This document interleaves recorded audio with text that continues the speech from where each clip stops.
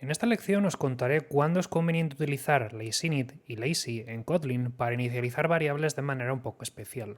Voy a asumir que a estas alturas ya sabéis cómo funcionan val y var en Kotlin y sabéis principalmente qué diferencia cada una y cuál es su caso de uso en particular. La cuestión está en que típicamente val y var funcionan bien cuando los datos están correctos desde el primer momento en el que la clase se crea. Por ejemplo, cuando son variables o cuando son atributos de campo cuyo valor inicial está fijado o en general se puede determinar a partir de una llamada función o a partir de alguno de los parámetros que nos entran en el constructor, es trivial utilizar val y var para establecer esos valores. Oye, si la persona tiene un trabajo de tipo trabajo y nosotros queremos incorporarlo como parte de la variable, lo podemos hacer, porque para eso nos viene como parámetro. Si yo aquí trato de poner trabajo.lugar, pues obviamente esto se supone que funcionaría, porque para eso está pasándole la variable como parámetro en el constructor, para que cuando luego vayas a preparar el valor de URL, exista ese valor. Sin embargo, van a existir algunas ocasiones en las cuales eso no va a ser posible. Algunos frameworks y algunos entornos, como por ejemplo principalmente Android, nos van a obligar a utilizar callbacks especiales, como por ejemplo el onCreate, para preparar una instancia. Eso significa que nosotros en Android, por ejemplo, en este tipo de frameworks, no utilizamos para nada el constructor o no utilizamos de una manera sensible el constructor. Y también tenemos que tener en cuenta que a lo mejor en el momento en el que se instancia una clase, pues todas las propiedades pueden no estar preparadas. Pongamos que en nuestra actividad queremos utilizar un campo, que pueda ser el campo versión, pero claro, el valor de esta versión viene dentro del objeto properties que se pasa cuando se instancia esa actividad utilizando el método onCreate. Nosotros no podemos dejar esto así porque no va a compilar, porque Kotlin nos va a decir que como la propiedad tiene que ser de tipo val, pues entonces tiene que tener un valor inicial, porque no puede haber propiedades ahí a medio colgar.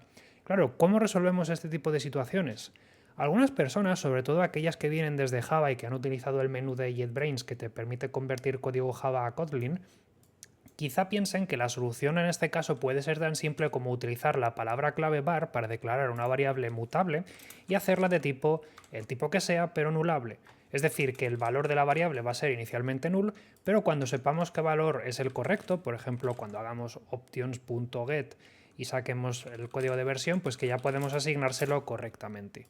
En este caso lo tendría que castear a algo de tipo string interrogación, porque a lo mejor vale null, pero sería una forma de salir del paso. Y es verdad que esta manera funciona, pero tiene algunas consecuencias el declararlo así. Como ahora versión es una variable de tipo string, pero no mucho, porque es nulable, ahora tenemos que estar todo el rato utilizando construcciones como el operador navegación segura o como el let para poder acceder de una manera segura al valor de la versión sin tildar un error en caso de que hayamos accedido a una variable que en este momento vale null. Eso significa que vamos a tener que ir arrastrando la interrogación allá por donde esta variable vaya pisando y lo va a ir ensuciando todo. Por lo tanto, en algunas situaciones puede que sea un poco incómodo el tener que estar todo el rato haciendo interrogación pregunta y puede que nos sintamos sucios si estamos poniendo exclamación exclamación para saltarnos esa comprobación. Ahí es donde precisamente el latinit nos puede apoyar. Latinit esencialmente es una palabra clave que ponemos justo delante de la palabra clave var y solo de la var, porque solo lo podemos hacer con vars, que sirve para decirle a Kotlin que esta variable tomará un valor que se le pasará posteriormente. En este caso ya no nos hace falta establecerle un tipo nulable y de hecho el latinit no nos permite darle un valor inicial. Lo tenemos que dejar así. Simplemente decimos que version es un string que se inicializará posteriormente con ese latinit. Y cuando nosotros tengamos el valor, por ejemplo, cuando tengamos esa llamada al onCreate y podamos extraer su valor, simplemente se lo tendremos que dar asignándoselo a la variable como si tal cosa.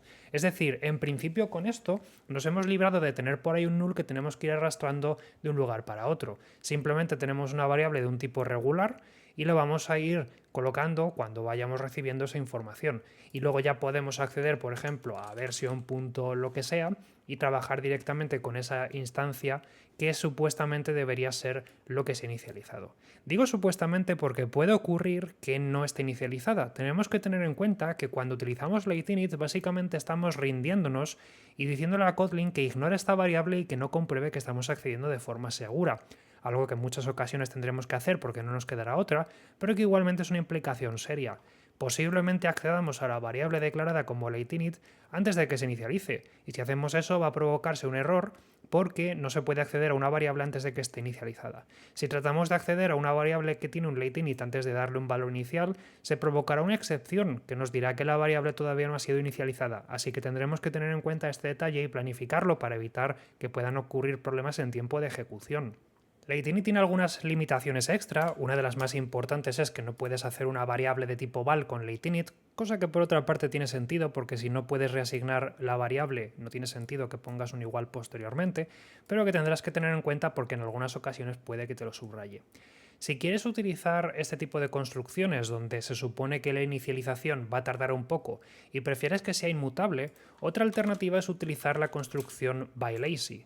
Para ello lo que tenemos que hacer es utilizar una variable de tipo val, que le podemos dar incluso un valor si nos apetece de un tipo correcto, pero en este caso en vez de asignarle directamente el valor, por ejemplo en vez de poner http://example.com/api/version, que dará error porque de nuevo esto se inicializaría cuando se construya la instancia de clase, pero para entonces versión todavía no tiene valor, pues lo que tendremos que hacer es indicar que esta variable va a inicializarse mediante un lazy. Para ello sustituimos este igual por la palabra by, que sirve para usar un constructor específico, y luego lazy, que sirve para decirle que la forma de inicializar esta variable va a ser pues lazy, y lo que hacemos es poner un par de llaves dentro de las cuales ponemos código que tiene que terminar con una expresión que es la que va a devolverse. Este par de llaves constituye una closure o una lambda y esencialmente es el código que define el valor que queremos que tenga esta variable.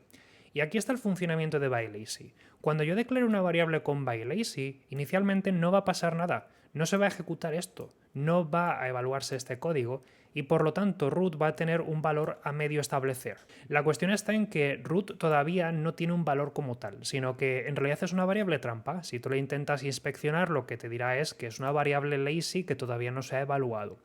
¿Cuándo se evalúa esta variable para poder asignarle un valor? En el momento en el que se usa por primera vez. La primera vez que utilices una variable o que intentes acceder a una variable que tiene un inicializador de tipo lazy, inmediatamente se evaluará ese closure que le hemos puesto al lado y lo que sea que devuelva el closure, es decir, la última expresión que tenga ese closure, será el valor que se sustituya inmediatamente dentro de esta variable. Así que al final, ¿qué valor tiene root? Pues de manera efectiva va a tener el valor que tenga cuando se evalúe esta lambda la primera vez que se intente acceder a ella.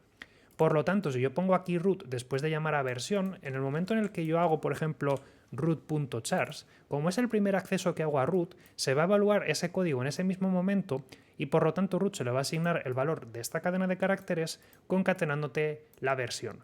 Tenemos que tener en cuenta que para entonces la versión ya tiene valor, por lo tanto este código seguramente funcionará.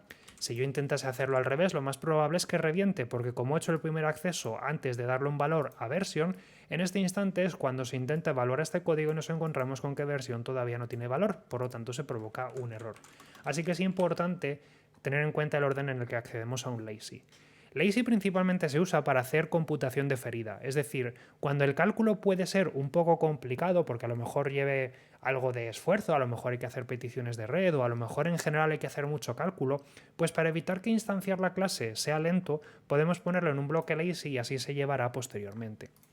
Futuras llamadas a esa variable para poder acceder a ella y sacar más propiedades o métodos, ¿qué es lo que harán? No se volverá a ejecutar este código ya más, porque como ya hemos calculado su valor una vez, se pisa inmediatamente aquí dentro y por lo tanto la segunda vez que accedamos a root se va a acceder a lo que se evaluó la primera vez que se accedió a esa variable dentro de esa instancia. Por lo tanto, la primera vez que accedamos a un root se va a ejecutar todo este código, por eso en algunas ocasiones, si este código provoca una excepción, veremos que la excepción ocurre justo al intentar acceder a ella, pero una vez que la variable se resuelve correctamente, futuras llamadas serán tan rápidas como cualquier otra variable, porque con hacer el punto pues se va a utilizar lo que sea que se evaluase la primera vez. Y eso sería todo, espero que con esto quede un poquito más claro la diferencia entre late init y byLazy. Este vídeo ha sido posible gracias en parte al apoyo de los miembros, muchas gracias por el apoyo a este canal, y a ti que has visto este vídeo, que estás llegando hasta aquí, pues oye, dar al botón me gusta, si ayudas a que este vídeo llegue a más gente que tenga la misma pregunta que tú, que la hay por ahí, y nos vemos en próximas lecciones. Un saludo y hasta la próxima.